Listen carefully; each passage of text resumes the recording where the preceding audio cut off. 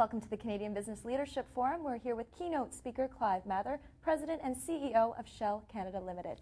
Mr. Mather, thank you very much for joining us. Thank you. In your speech, you mentioned that Shell Canada, when you began, already had a very strong corporate culture. But what have you done since you've been there to take that to the next level?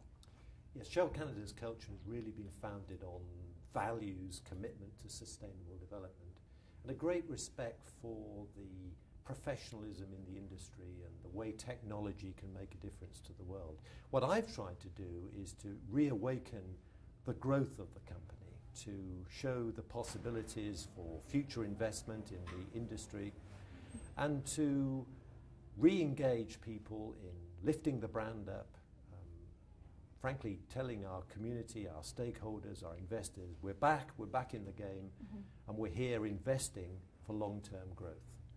Now, gaining the trust of your employees and shareholders is certainly no easy task, but what do you do? What steps do you take? What checks and balances do you use to make sure you don't take that trust for granted?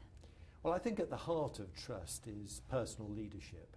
So being available, being accessible, the way I model good news and bad news, how I take the company forward is very important. We also measure constantly. We do opinion surveys for customers, for stakeholders, and of course for our own people. And we try to build the results of that into our leadership agenda. So yes, personal behavior, but also measuring so that we can manage better. Now, the oil industry is highly cyclical, as you know. How do you prepare and anticipate future changes and apply that knowledge to your current strategies? When we make investments, we typically take a very wide range of forward pricing and indeed forward cost. Why? Because our investments last 20, 30, 40, 50 years. So we have to be robust against very different scenarios. And that makes sure that all of our dollars invested are going to be robust when the cycle's up, but equally when the cycle's down. Of course, the other great thing we try to do is to have options within our portfolio, different sorts of investment, different hydrocarbons, different parts of the country, oil products, oil sands, typical oil and gas production and so on, so that when one sector is more buoyant, we benefit and we can compensate if another one is less buoyant.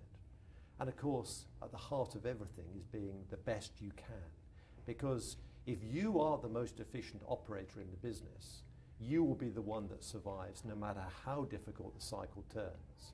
It's what I call the drowning man syndrome. The highest company, the highest man as the water rises, the one who lasts longest. So through our efficiency, through our exploration success, through our cost reduction and so on, we aim to be the fittest and therefore the best able to survive.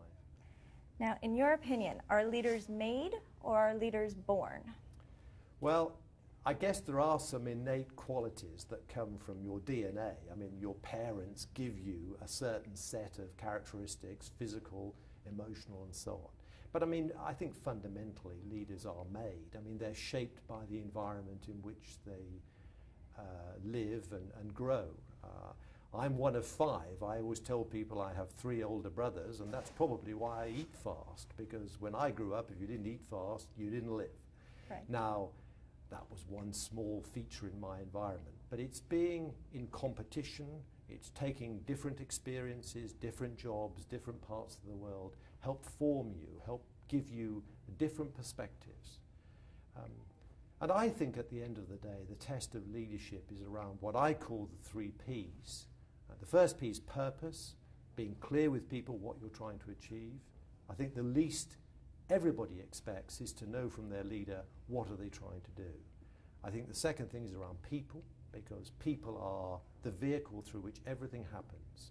So you have to put people at the center of your agenda. And lastly, about some passion.